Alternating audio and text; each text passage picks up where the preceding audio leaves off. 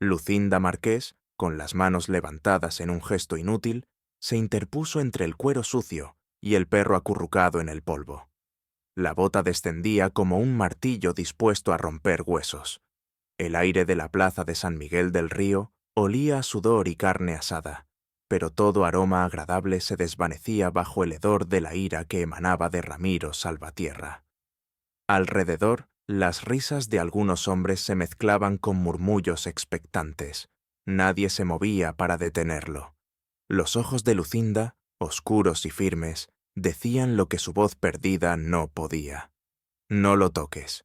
El silencio de ella, sin embargo, no detenía la sombra de violencia que se abatía sobre el animal y sobre sí misma. Esperamos que hayas disfrutado esta historia. Déjanos un me gusta y comparte tus pensamientos en los comentarios. Nos encantaría saber desde dónde nos estás viendo. Ahora, continuemos con la historia. La feria anual de San Miguel del Río siempre había sido un evento donde el pueblo entero se reunía.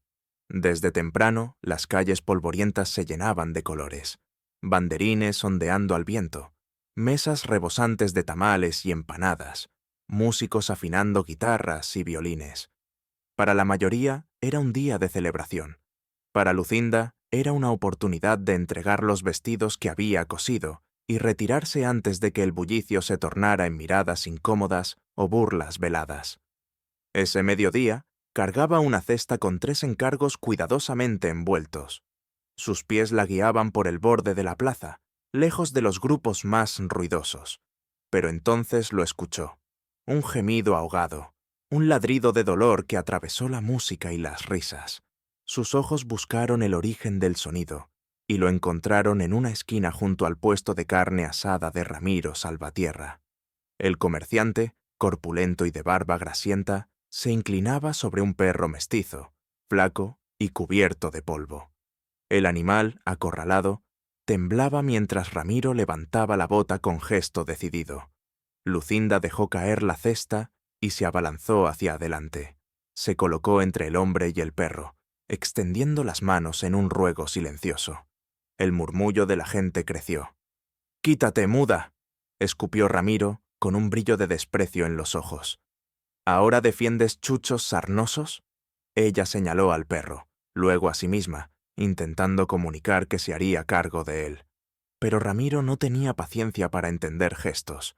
Con un empujón brutal, la lanzó hacia el barro, provocando un estallido de carcajadas entre algunos espectadores. Lucinda sintió el frío húmedo trepando por su ropa y el ardor de la humillación quemándole las mejillas. A su alrededor, las caras eran una galería de indiferencia y diversión cruel. Quiso gritar, pero de su garganta no salió más que el silencio que la había acompañado desde la niñez. El perro gemía detrás de ella. Ramiro avanzaba de nuevo, la bota levantada. Y entonces ocurrió.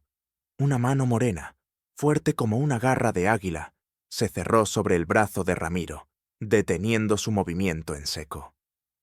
El silencio cayó sobre la plaza como una manta pesada. Todos se giraron para ver al intruso. Un hombre alto, de piel curtida por el sol, cabello negro sujeto con una cinta de cuero, ojos grises como nubes de tormenta. Su postura transmitía una calma peligrosa, la de quien sabe exactamente de lo que es capaz.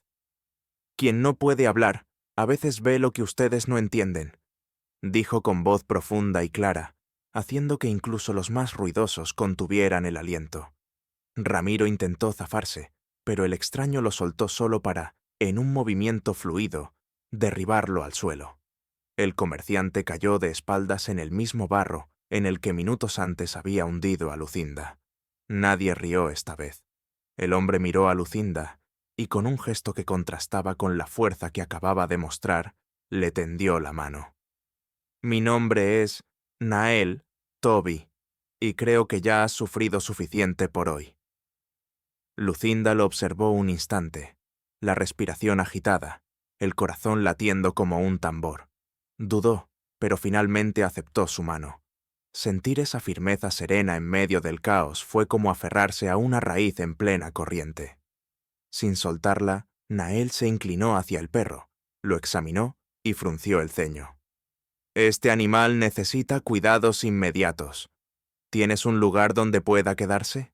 Ella asintió, señalando hacia las afueras del pueblo.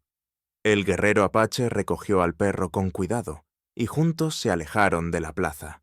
A sus espaldas, los murmullos empezaban a crecer de nuevo. Apache, peligroso. ¿Qué hará con la muda? Pero Lucinda, por primera vez en mucho tiempo, no se sintió sola.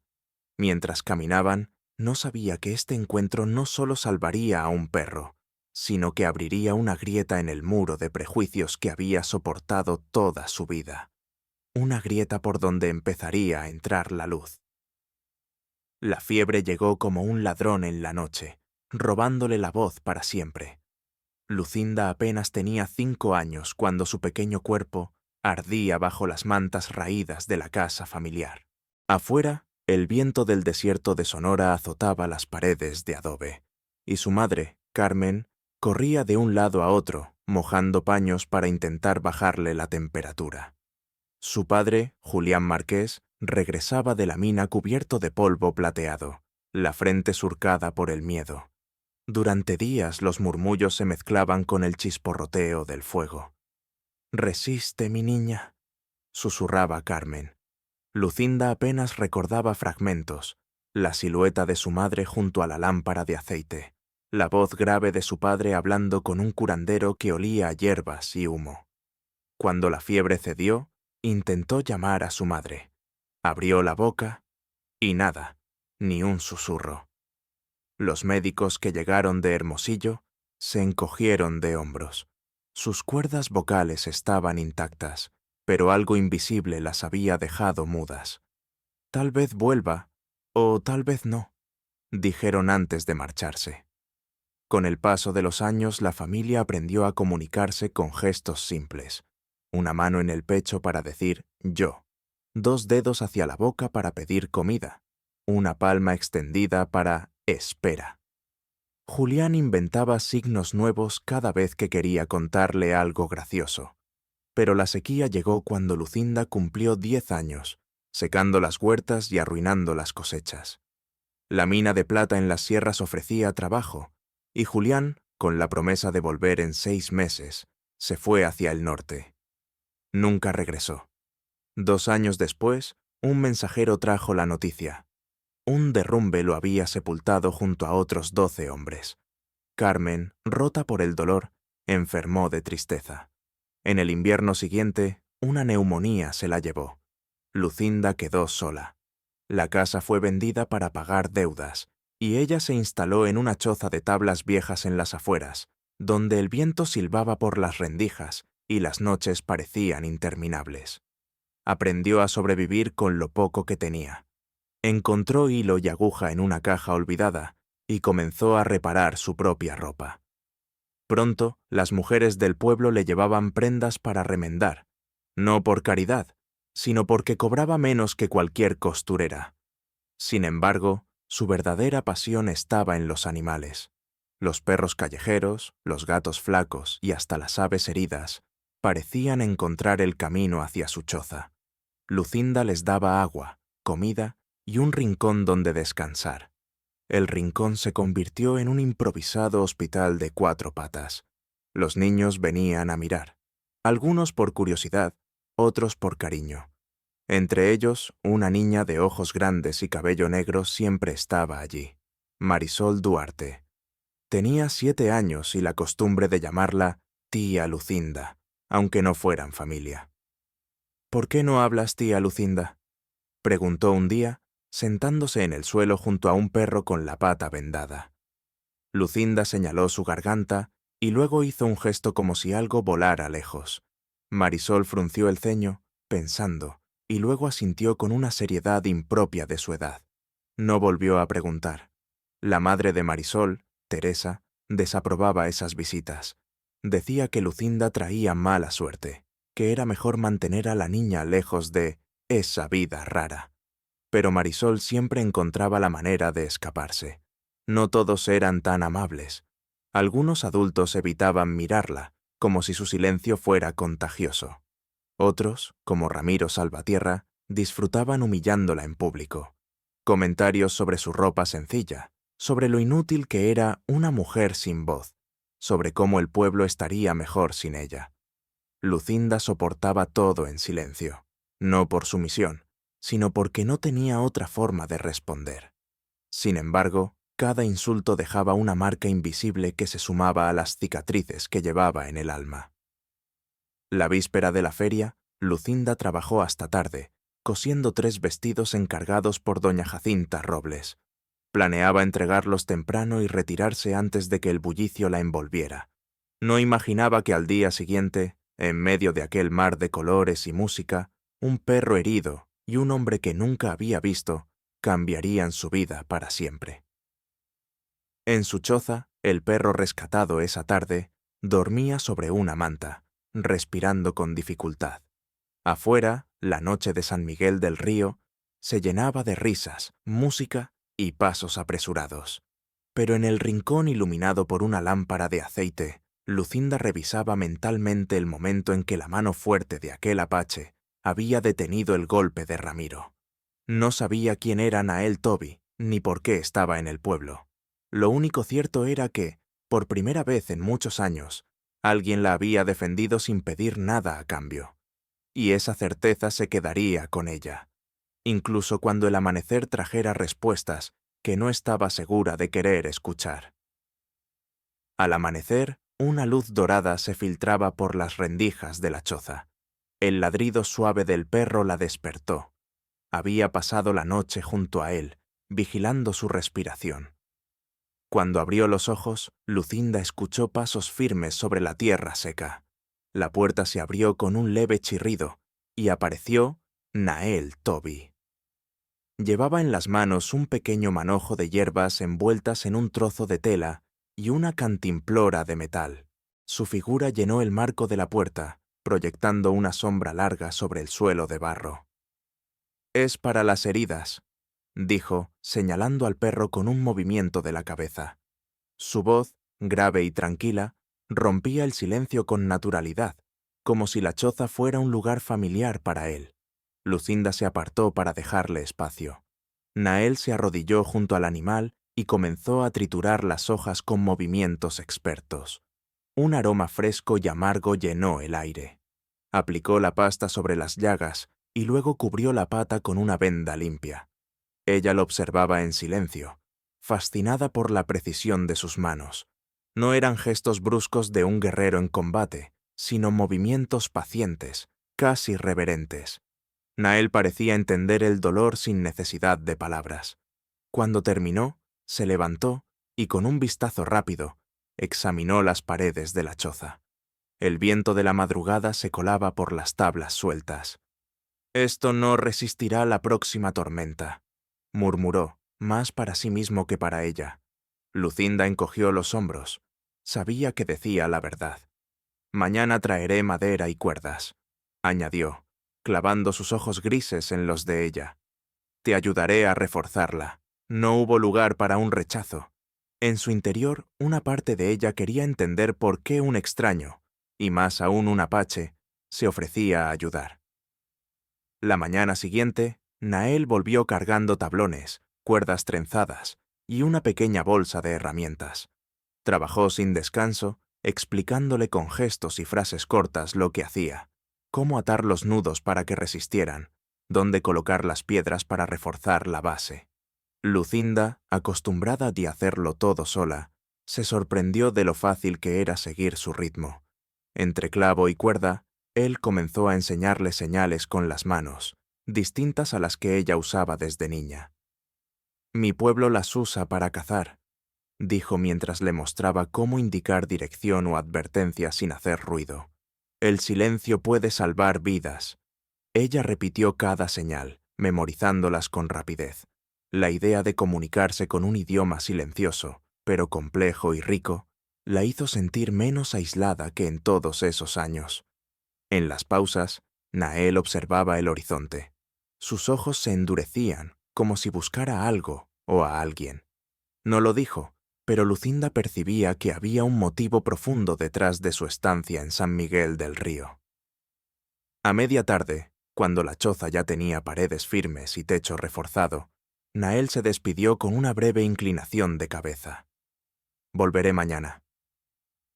Ella lo vio alejarse, su silueta recortada contra el sol que caía. Una pregunta sin respuesta latía en su pecho. ¿Qué buscaba realmente ese hombre? Esa noche, mientras el viento golpeaba suavemente las nuevas paredes, Lucinda supo que el amanecer siguiente no solo traería más tablas y cuerdas, también traería la verdad que empezaba a asomar entre los silencios de Nael Toby. El sol del mediodía caía a plomo sobre San Miguel del Río. El aire vibraba con el calor, y en el interior de la choza, el olor a madera recién cortada se mezclaba con el de las hierbas que Nael había dejado secando junto a la ventana. Lucinda cosía una manta deshilachada, mientras el perro dormía a sus pies, recuperando fuerzas. Nael entró sin hacer ruido, como solía. Traía el cabello húmedo, quizá por haberse lavado en el río, y una expresión más seria que de costumbre. Se sentó frente a ella, apoyando los antebrazos sobre las rodillas. «Hay algo que necesito decirte», comenzó, su voz grave sonando más baja de lo normal. «No vine a este pueblo por casualidad». Lucinda dejó la aguja en el regazo y lo miró, esperando. «Busco a un hombre», continuó. «Se llama Elias Montenegro, el pastor de la iglesia». El nombre cayó entre ellos como una piedra en un estanque. Lucinda lo conocía. Un hombre alto, de palabras suaves y mirada piadosa, que encabezaba las misas y colectas para los pobres. No entendía qué podía tener que ver con un apache. Nael sostuvo su mirada. «Hace 2 años, traicionó un tratado de paz entre mi pueblo y los colonos. Vendió información sobre nuestros campamentos a cazadores de recompensas. 17 de los nuestros murieron mientras dormían, entre ellos mi hermano menor». Lucinda sintió un escalofrío. La imagen de Montenegro sonriendo a los fieles en la plaza contrastaba con la historia que acababa de escuchar. Nael sacó de su morral un fajo de papeles doblados, cartas, mapas y lo que parecían ser recibos de pago. «Estas son pruebas, pero no bastarán si se las muestro así. La gente lo protege, lo considera un hombre de Dios». Lucinda acarició el borde de uno de los papeles. Entendía demasiado bien lo que era que un pueblo se negara a ver la verdad por prejuicio o comodidad. Pensó un momento y luego, con gestos lentos, dibujó en el aire la forma de la plaza, señaló hacia el centro y luego hizo un movimiento circular con las manos. Nael frunció el ceño, intentando seguirla. Ella tomó un pedazo de carbón y en el suelo dibujó un mapa rápido: la iglesia, la plaza, los puestos de feria. Luego levantó la vista y golpeó el dibujo con el dedo. «La fiesta de la cosecha», dijo él entendiendo. «¿Quieres que lo confronte cuando todos estén reunidos?» Lucinda asintió con firmeza. Nael negó con la cabeza, aunque sus ojos mostraban que comprendía la lógica. «Es demasiado peligroso para ti. Si algo sale mal, serás la primera en pagar el precio». Ella, sin apartar la mirada, hizo un gesto de rechazo con la mano. No había olvidado los insultos y empujones que había soportado toda su vida. Si había una oportunidad de que el pueblo viera la verdad, no pensaba esconderse. El silencio que siguió fue denso, lleno de un respeto nuevo. Nael guardó los documentos en su morral y asintió lentamente. «Entonces necesitaremos un plan». Pasaron las siguientes horas discutiendo detalles. Nael le mostró cómo esconder los papeles en un doble fondo del morral, cómo reconocer si alguien los seguía. Lucinda, por su parte, le indicó cuáles eran las familias más influyentes y quiénes podrían reaccionar con más escepticismo o con más curiosidad. Mientras hablaban, ella percibía que Nael no solo buscaba justicia, también buscaba cerrar una herida abierta. Y de algún modo, esa necesidad reflejaba la suya propia. Cuando el sol comenzó a caer, Nael se levantó para marcharse. «Mañana volveré temprano. Tenemos que preparar más que palabras si queremos que escuchen». Lucinda lo acompañó hasta la puerta. Afuera, el viento del atardecer arrastraba hojas secas y un olor lejano a leña. En la plaza, las campanas de la iglesia llamaban a misa, y el eco de su tañido parecía más frío que nunca. Nael miró hacia el campanario con una expresión que mezclaba paciencia y determinación. «Todo se decidirá pronto», dijo antes de perderse en el camino polvoriento. Lucinda volvió al interior de la choza, donde el perro levantó la cabeza un instante antes de volver a dormirse. Se sentó de nuevo frente a la manta, pero sus manos no retomaron la costura. Sabía que el día de la fiesta no solo pondría a prueba las pruebas de Nael, sino también el valor que ella estaba dispuesta a mostrar. Y en su interior, algo le decía que antes de enfrentarse al pastor, tendrían que resistir otras pruebas. Aferrada a esa certeza, cerró los ojos un momento, escuchando el latido firme de su propio corazón. Afuera, la noche caía sobre San Miguel del Río, y con ella llegaba el silencio antes de la tormenta. La noticia se deslizó por San Miguel del Río como una serpiente silenciosa.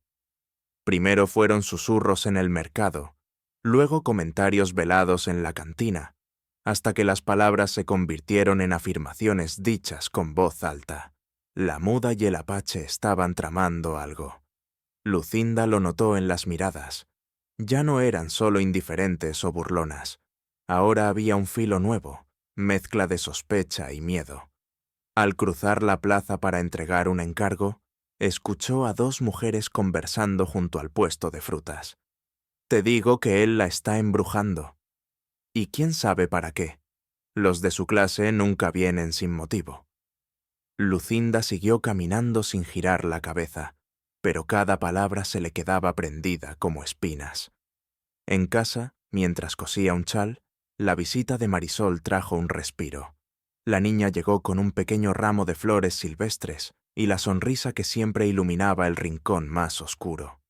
«Mamá dice que no venga tanto», confesó, sentándose junto al perro, que ya cojeaba menos.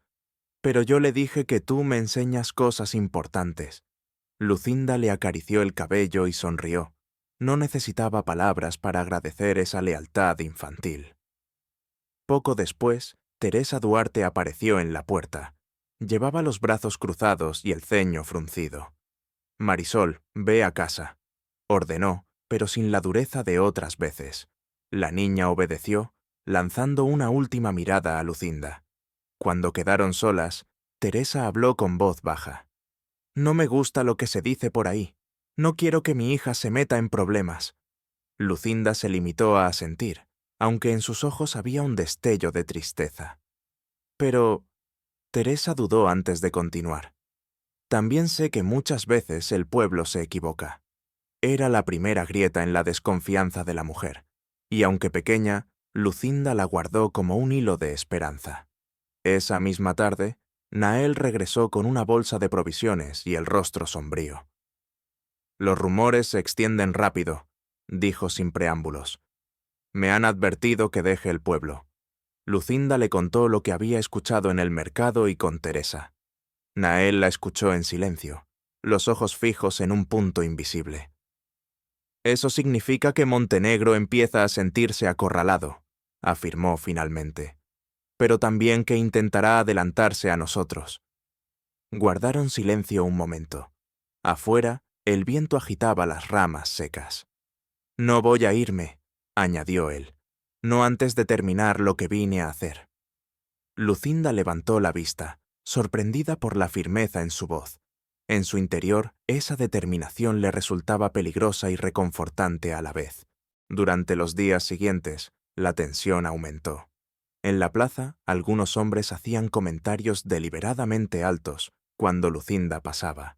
Otros evitaban mirarla, como si el simple contacto visual pudiera involucrarlos en un escándalo. Una tarde, mientras Nael y ella practicaban las señales que él le había enseñado, escucharon voces apagadas desde el camino. Se acercaron lo suficiente para distinguir palabras. Esa mujer no era problema hasta que llegó él, pues ahora los dos son igual de peligrosos. Nael frunció el ceño, pero no dijo nada. «Es lo que hacen las ratas cuando sienten que el barco se hunde», murmuró después, con una calma que parecía demasiado controlada. Esa noche, Lucinda tuvo un sueño inquietante. La plaza llena, el murmullo de la multitud, y Montenegro sonriendo desde lo alto de la tarima, mientras ella intentaba gritar y su voz no salía. Despertó con el corazón acelerado, la luz de la luna colándose por las rendijas del techo. Se levantó, tomó un cuaderno y dibujó en la página el rostro de Montenegro tal como lo recordaba. Sereno, confiado, intocable. Luego, en la parte inferior, trazó un pequeño perro de mirada asustada. Entendió que la imagen decía lo que sus labios no podían, que la verdadera fuerza estaba en proteger lo vulnerable, aunque eso implicara enfrentarse a todos. Al amanecer, Nael ya estaba afilando un cuchillo en el exterior de la choza, no como quien se prepara para atacar, sino como quien se asegura de estar listo para cualquier eventualidad. «No podemos esperar hasta la fiesta», dijo. «Tenemos que movernos ahora, reforzar lo que tenemos, preparar cómo mostrar las pruebas sin que las destruyan». Lucinda asintió, tomó su pizarra y escribió. «¿Y si vienen antes?» Nael la miró, y la seriedad en sus ojos fue respuesta suficiente. «Si vienen, estaremos listos». El día siguió con un ritmo tenso. Prepararon un doble fondo en la caja donde Lucinda guardaba las telas, escondiendo allí las pruebas más delicadas. Revisaron rutas de escape hacia el monte.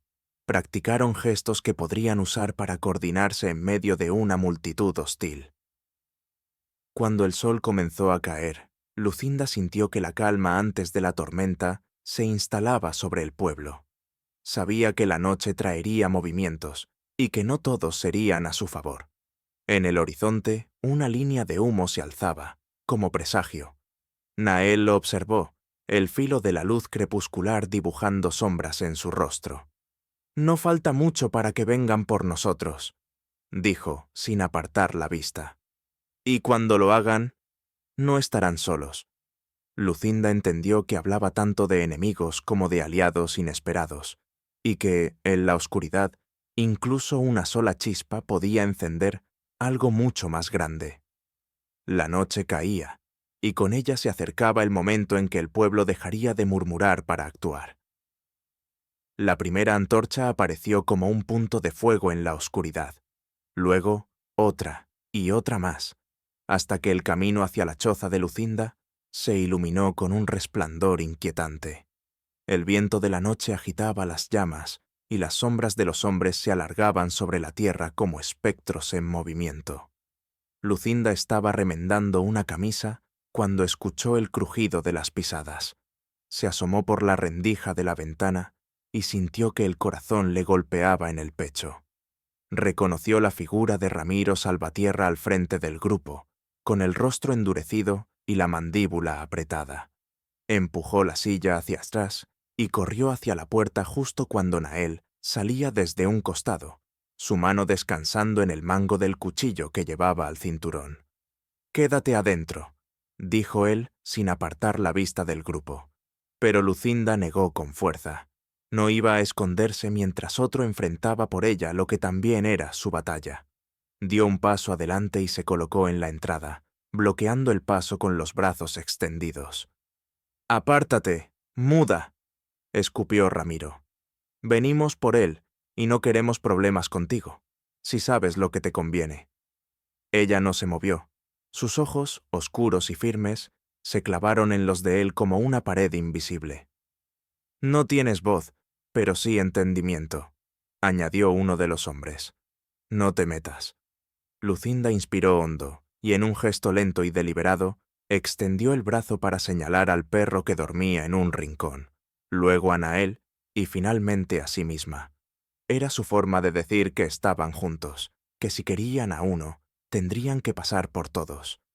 Un murmullo recorrió al grupo. Algunos dudaron, otros apretaron más las antorchas, como si la luz pudiera darles valor. De pronto, una voz infantil rompió el silencio. «No le hagan daño a mi tía Lucinda». Marisol apareció desde la oscuridad, corriendo hasta colocarse al lado de Lucinda. Su pequeño cuerpo temblaba, pero su mirada era pura determinación.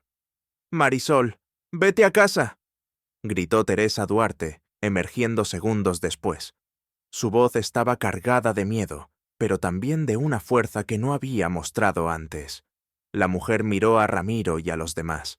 ¿Qué clase de hombres vienen en grupo, de noche, a intimidar a una mujer y a una niña?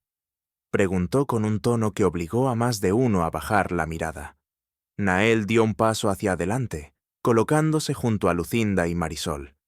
Si han venido a pelear, tendrán que hacerlo a la luz del día y frente a todo el pueblo, dijo con voz grave. No en la sombra como ladrones.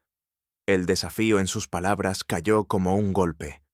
Ramiro abrió la boca para responder, pero se detuvo al notar que algunos de sus propios compañeros comenzaban a retroceder. El fuego de las antorchas parecía más débil bajo la presión de tantas miradas fijas.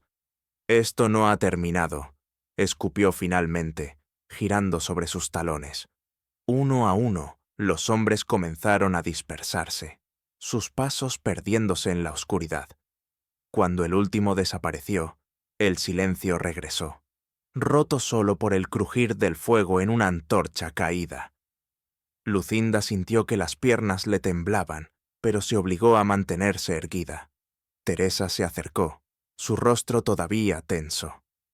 «No sé qué estás planeando, Lucinda», dijo con franqueza, «pero no voy a permitir que te hagan daño, ni que se lo hagan a mi hija».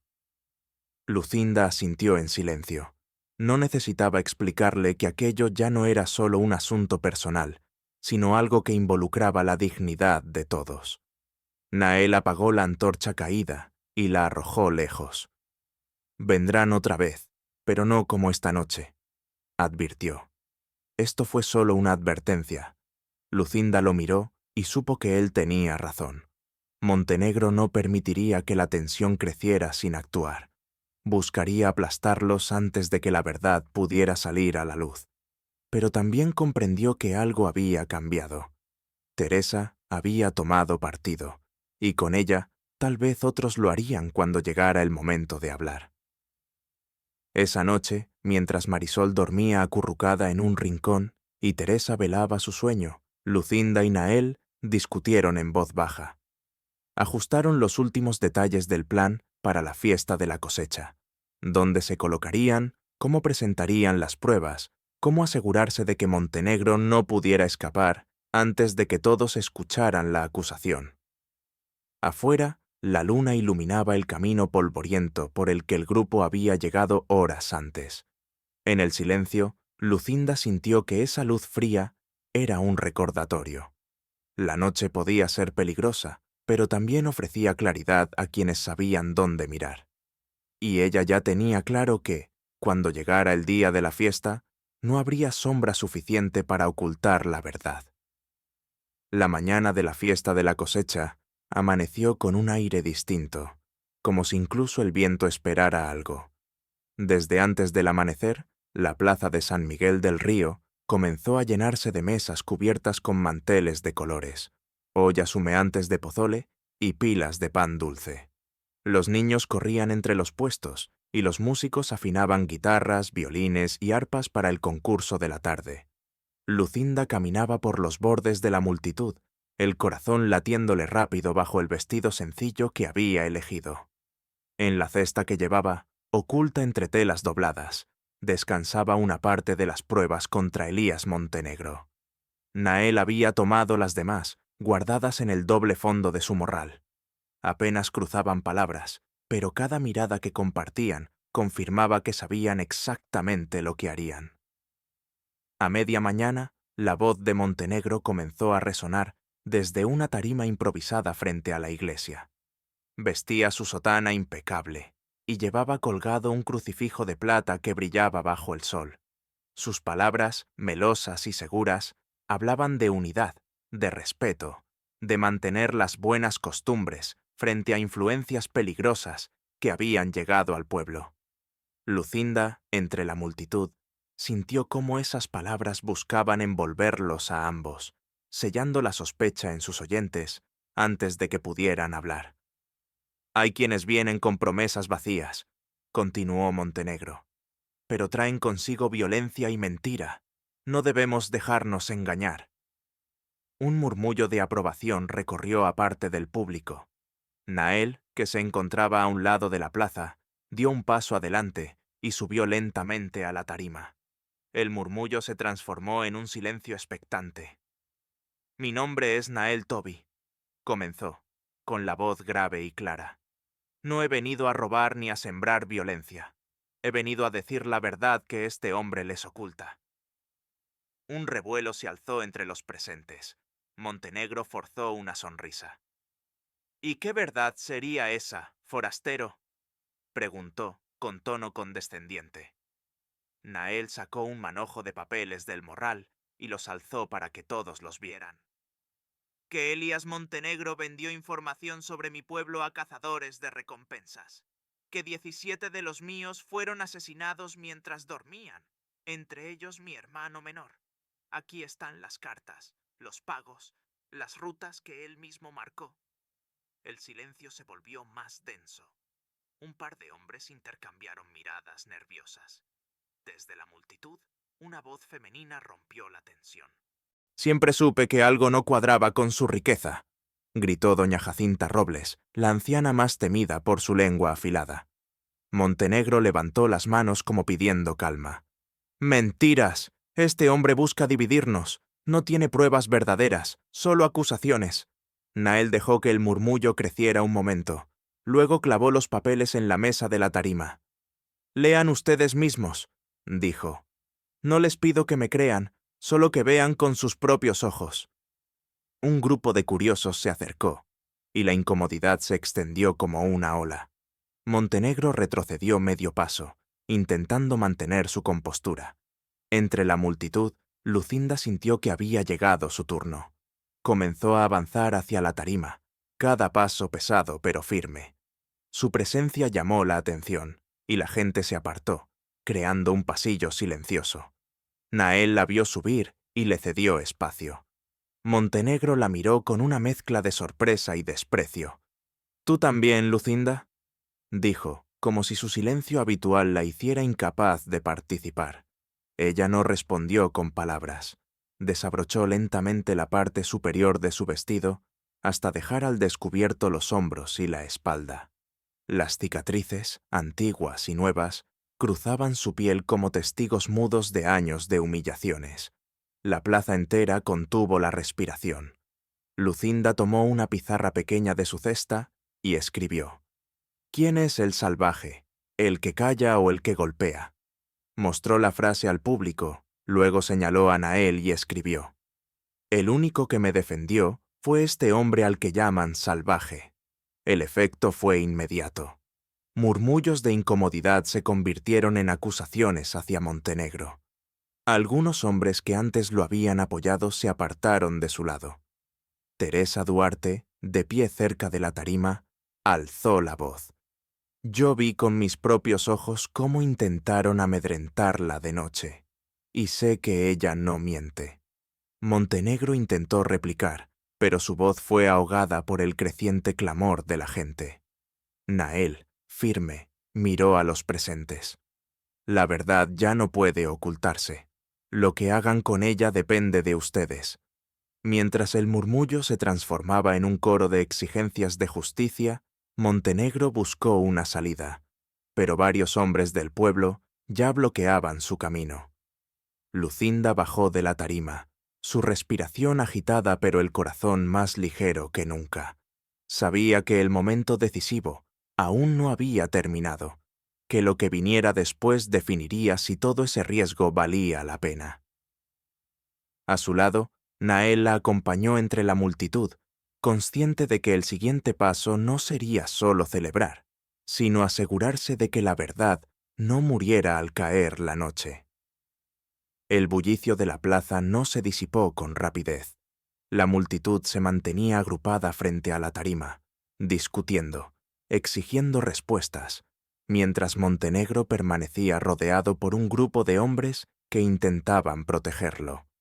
El sonido de las campanas de la iglesia, tocadas apresuradamente, resonaba como un eco de alarma. Nael y Lucinda se apartaron unos metros, buscando un lugar desde donde observar sin quedar atrapados en la confusión. El perro, que había seguido a Lucinda hasta la plaza, se mantenía pegado a sus piernas, inquieto por el ruido. «No está acabado», murmuró Nael, con los ojos fijos en Montenegro. «Todavía tiene gente leal y no dudarán en ayudarle a escapar». Lucinda asintió. La rabia en la mirada del pastor había sido tan evidente como el miedo que intentaba ocultar. Un grupo de hombres encabezados por Ramiro Salvatierra comenzó a abrirse paso entre la gente. No iban hacia Montenegro, sino hacia la calle lateral que conducía a la parte trasera de la iglesia. Nael lo notó de inmediato. «Van a sacarlo por allí», dijo, y echó a andar sin esperar respuesta. Lucinda lo siguió, esquivando a las personas que aún discutían en la plaza. Al llegar a la esquina, los vieron. Montenegro caminaba rápido, escoltado por dos de sus hombres más cercanos, con el rostro rígido y la sotana recogida para no tropezar. Nael aceleró el paso, pero uno de los guardias se giró, advirtiendo la persecución. «¡Deténganse!», gritó, y los tres se prepararon para bloquear el paso. No hubo tiempo para hablar. El primero de los hombres se lanzó contra Nael, que lo esquivó con un movimiento rápido y lo empujó contra la pared. El segundo intentó golpearlo, pero Nael lo desarmó con un giro de muñeca que hizo caer el machete al suelo. Lucinda, sin armas, buscó una forma de ayudar. Vio una caja de madera apoyada contra la pared y la empujó con fuerza contra las piernas del tercer hombre, haciéndolo tambalearse lo suficiente para que Nael pudiera apartarlo. Montenegro, viendo que la protección se desmoronaba, intentó correr hacia un callejón, pero se detuvo en seco al encontrarse con Teresa Duarte y otros vecinos bloqueando la salida. «Nadie sale hasta que expliquemos esto al pueblo», dijo Teresa con voz firme. La tensión creció. Montenegro miró alrededor, buscando un resquicio para escapar, pero no lo encontró. Nael se acercó lentamente, los ojos fijos en él. «Podrías enfrentarlo aquí y ahora, frente a todos», dijo Nael. «O podrías seguir huyendo y dejar que tus propios actos te persigan hasta el final». El pastor tragó saliva, intentando mantener su dignidad. «Todo esto es una farsa», replicó, pero su voz carecía de la seguridad de antes. «Entonces, ven a la plaza y demuéstralo», intervino Teresa, cruzándose de brazos. Lucinda observó la escena sin apartar la mirada de Montenegro. Sabía que ese momento no era solo para él. También era para que el pueblo decidiera si iba a seguir creyendo en las apariencias o enfrentaría la verdad. Finalmente, Montenegro cedió. Con pasos pesados, regresó hacia la plaza escoltado por Nael, Lucinda y varios vecinos. Al llegar, las conversaciones se apagaron y todos volvieron su atención hacia la tarima. Allí, Nael volvió a mostrar los documentos, esta vez permitiendo que varias personas los revisaran y comentaran en voz alta. Las pruebas hablaban por sí solas: rutas dibujadas a mano, sumas de dinero recibidas, nombres de lugares donde se habían producido las matanzas. Montenegro intentó interrumpir varias veces, pero cada vez era callado por las voces de quienes leían en voz alta sus propias palabras escritas. Lucinda, de pie junto a la tarima, sintió que el peso en su pecho comenzaba a aligerarse. Aún no habían terminado, pero el muro de silencio y protección que rodeaba a Montenegro se estaba resquebrajando. En un rincón de la plaza, Ramiro observaba con el ceño fruncido, como si estuviera evaluando si intervenir o no. Sus ojos se encontraron con los de Lucinda, y ella sostuvo la mirada sin parpadear. Esta vez, él fue quien apartó la vista. Al caer la tarde, el sol bañaba la plaza con una luz anaranjada. La multitud, ahora dividida entre incredulidad y rabia, comenzó a exigir que Montenegro fuera retenido hasta que un consejo del pueblo decidiera su destino. Nael miró a Lucinda. «Esto es solo el principio», dijo. «Aún falta asegurarnos de que no destruyan las pruebas ni lo liberen antes de tiempo. Lucinda asintió. Sabía que la noche que se avecinaba sería larga y peligrosa. El pueblo había despertado, pero aún podían apagarse las brasas si no las protegían bien. Con la mirada fija en el campanario, sintió que lo que sucediera después definiría no solo el destino de Montenegro, sino también el suyo y el de Nael. La noche descendió sobre San Miguel del Río como un manto pesado. La plaza, que horas antes servía de gritos y acusaciones, ahora estaba más silenciosa, aunque la tensión se podía sentir en cada rincón. Montenegro había sido retenido en una sala comunal bajo la vigilancia de varios vecinos armados con palos y viejos fusiles de caza.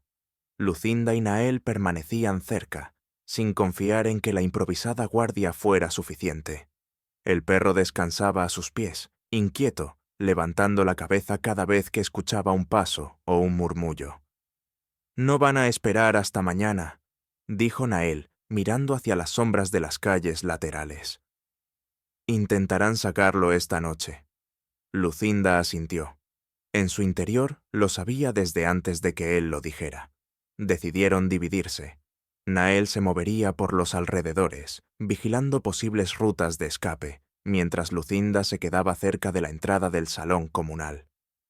Con la luz débil de una lámpara de aceite, se colocó junto a la puerta, observando las siluetas de los hombres que custodiaban el interior.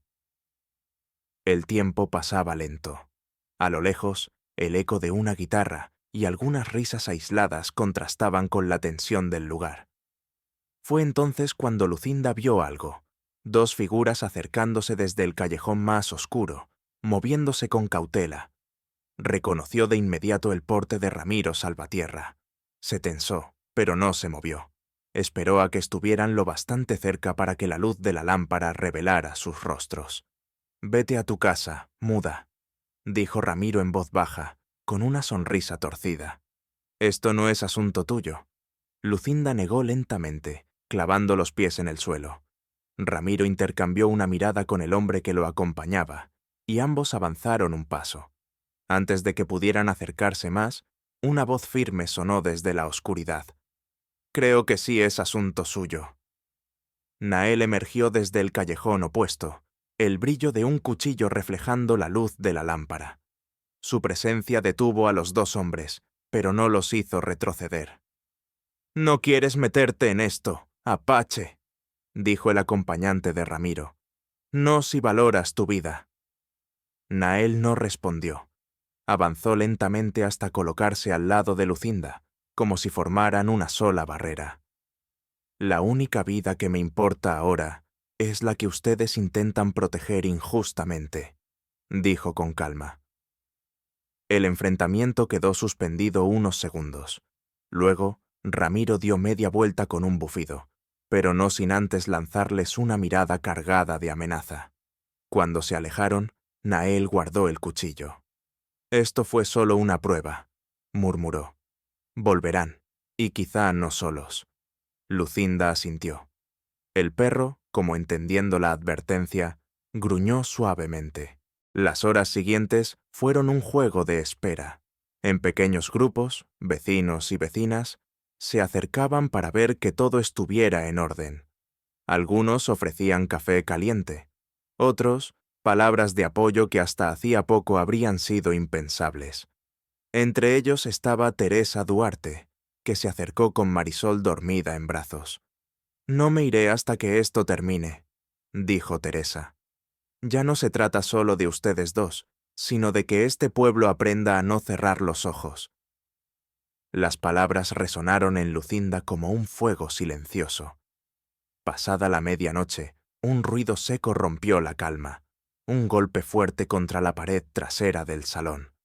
Nael y Lucinda se miraron y corrieron hacia allí. En la penumbra, alcanzaron a ver dos siluetas que forzaban una ventana. Nael se lanzó contra ellos, y en segundos la oscuridad se llenó de golpes y forcejeos. Lucinda, sin dudar, tomó un palo que estaba apoyado contra la pared y lo usó para bloquear la ventana, evitando que alguien desde dentro pudiera pasar. Los atacantes, sorprendidos por la resistencia, se dieron a la fuga, perdiéndose entre las calles estrechas. Cuando volvieron al frente del salón, varios vecinos habían salido con antorchas, preguntando qué había pasado. Nael explicó brevemente la situación y advirtió que había que reforzar la vigilancia. «Si creen que con esto nos vamos a cansar, se equivocan», añadió. «Vamos a mantenerlo aquí hasta que un consejo justo decida». Lucinda notó que algunas cabezas asentían con convicción. El miedo que había dominado a muchos comenzaba a transformarse en una determinación silenciosa. En las últimas horas antes del amanecer, el pueblo entero parecía sostener la respiración. Lucinda se mantuvo en su puesto, sintiendo el peso de la noche sobre los hombros. Sabía que el día que estaba por empezar sería definitivo. O la verdad se afirmaba para siempre, o todo volvería a la oscuridad de antes. Nael, de pie junto a ella, rompió el silencio. «Cuando todo esto acabe, ya nada será como antes, ni para mí, ni para ti». Lucinda lo miró, comprendiendo que tenía razón. Habían cruzado una línea de la que no habría regreso, y mientras el cielo comenzaba a aclarar, ambos supieron que el amanecer traería no solo luz, sino la última batalla de esta historia. El amanecer llegó teñido de un rojo profundo, como si el cielo advirtiera que ese día no traería calma. La bruma matinal cubría parcialmente la plaza de San Miguel del Río, y el aire estaba cargado de un silencio expectante. Los vecinos, aún somnolientos, comenzaron a reunirse alrededor del salón comunal. La noticia había corrido de casa en casa. Esa mañana, el pueblo decidiría el destino de Elias Montenegro. Lucinda se encontraba junto a la puerta, su vestido sencillo contrastando con la tensión que irradiaba su postura. A su lado, Nael revisaba por última vez los documentos, asegurándose de que cada carta y cada recibo estuvieran en orden. El perro permanecía a sus pies, quieto, como si comprendiera la gravedad del momento. «Hoy no habrá sombras donde esconderse», murmuró Nael, guardando las pruebas en su morral. Lucinda asintió. Sabía que, una vez que comenzara la reunión, no habría vuelta atrás. La sala comunal se llenó rápidamente. Hombres y mujeres de todas las edades ocupaban cada rincón, algunos con expresiones de rabia, otros de incertidumbre. Montenegro estaba sentado en una silla en el centro, con las manos atadas. A pesar de su aspecto desaliñado después de la noche encerrado, mantenía la cabeza erguida, intentando proyectar la misma autoridad de siempre. El Consejo del Pueblo, compuesto por 5 miembros, se ubicó al frente. Entre ellos estaba don Laureano, el anciano más respetado de la comunidad, cuya voz solía ser decisiva en los momentos de crisis. «Hoy nos reunimos para escuchar la verdad y decidir en conjunto», dijo Laureano, su voz grave resonando en la sala. «El acusado tendrá la oportunidad de defenderse, y quienes presenten las pruebas podrán hacerlo sin interrupciones». Nael dio un paso al frente, con Lucinda a su lado. Colocó los documentos sobre una mesa y comenzó a hablar, narrando la historia desde el principio. El tratado de paz, la traición, las muertes en su pueblo, y cómo las pistas lo habían conducido hasta San Miguel del Río.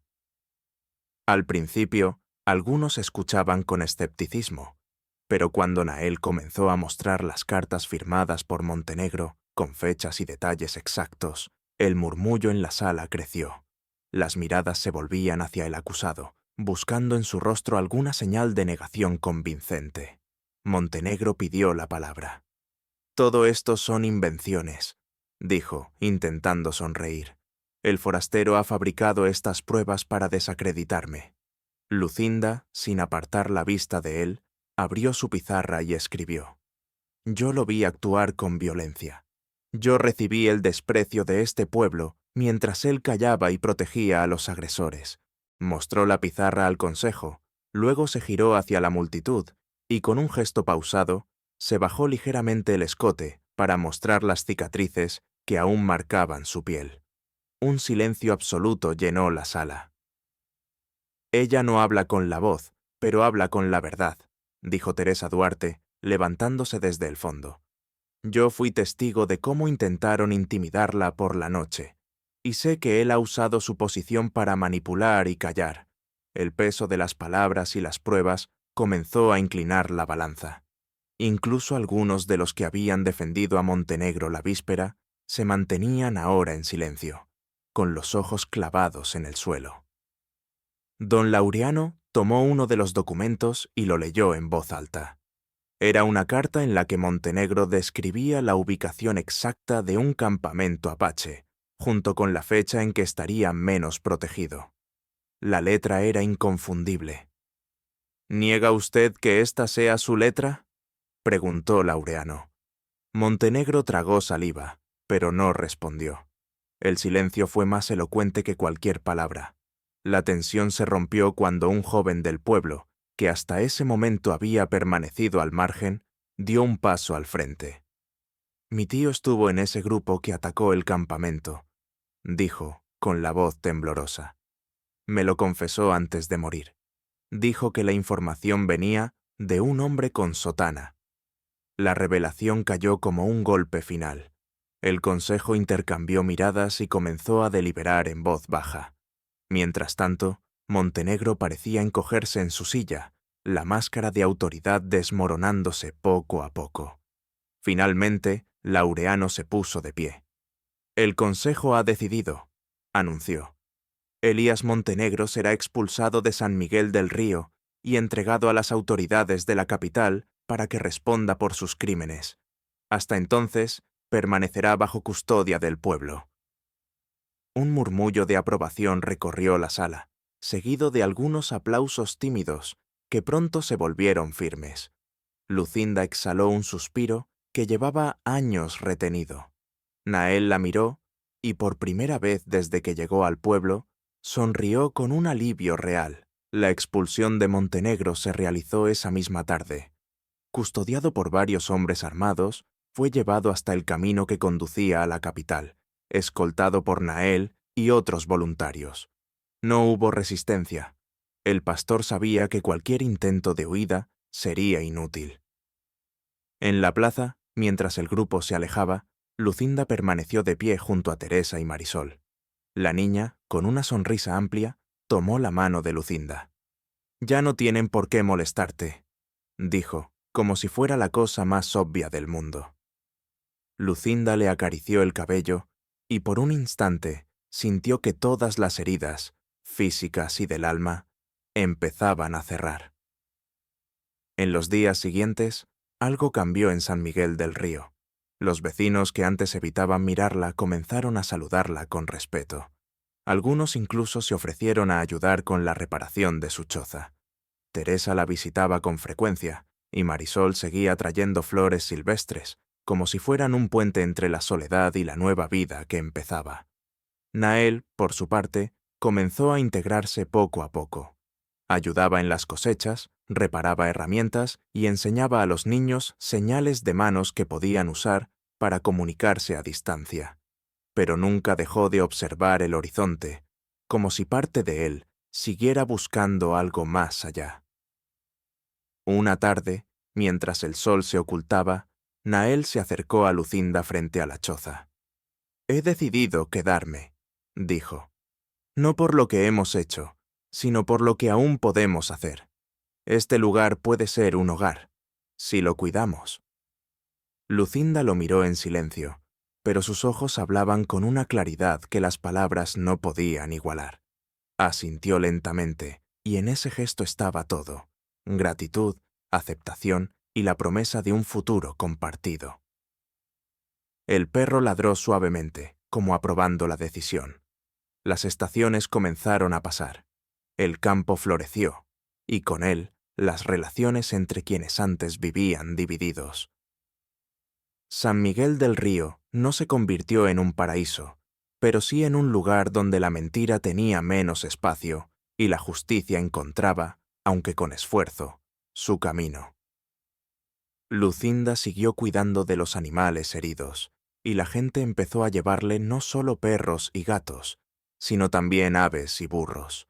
Su choza se transformó en un refugio, no solo para animales, sino para cualquiera que necesitara un momento de paz. Nael, mientras tanto, mantenía viva la memoria de su hermano, pero también encontraba en la vida cotidiana una razón para quedarse. En las noches, junto al fuego, enseñaba a Lucinda palabras en su idioma, y ella le mostraba cómo comunicarse con gestos que había usado toda su vida. Una noche especial, después de una larga jornada, Lucinda se sentó junto al fuego con Nael y el perro dormido a sus pies. Lo miró, respiró hondo, y con un esfuerzo que le parecía imposible años atrás, susurró: «Gracias». Neil giró la cabeza, sorprendido, pero no dijo nada. Solo sonrió y le tomó la mano, apretándola con suavidad. Era la primera palabra que ella pronunciaba en 15 años, y no podía haber elegido un momento más preciso para decirla. Con el tiempo, aquella historia se convirtió en un recuerdo compartido por todos en el pueblo. No era solo la historia de un apache y una mujer llamada Muda. Era la historia de cómo la verdad, la valentía y la compasión podían romper cadenas invisibles. Lucinda ya no era la mujer que caminaba encorvada por las calles, esquivando miradas. Era alguien que había recuperado su voz, literal y figuradamente, y que había encontrado en Nael un compañero que entendía que la fuerza no siempre se mide en victorias, sino en la capacidad de proteger lo frágil. Y así, mientras el sol se ponía detrás de las montañas y el pueblo se preparaba para otro día, Lucinda y Nael, con el perro entre ellos, caminaban por el sendero polvoriento hacia casa. No sabían qué desafíos vendrían después, pero sí sabían que, juntos, podían enfrentarlos. Porque al final, la mayor victoria no había sido expulsar a un hombre corrupto, sino demostrar que incluso en el lugar más pequeño, la verdad podía echar raíces y florecer. Espero que hayas disfrutado esta historia. Suscríbete a mi canal para no perderte más relatos conmovedores. Déjanos un me gusta y cuéntanos en los comentarios qué te pareció esta historia emocional. Nos vemos en el próximo video.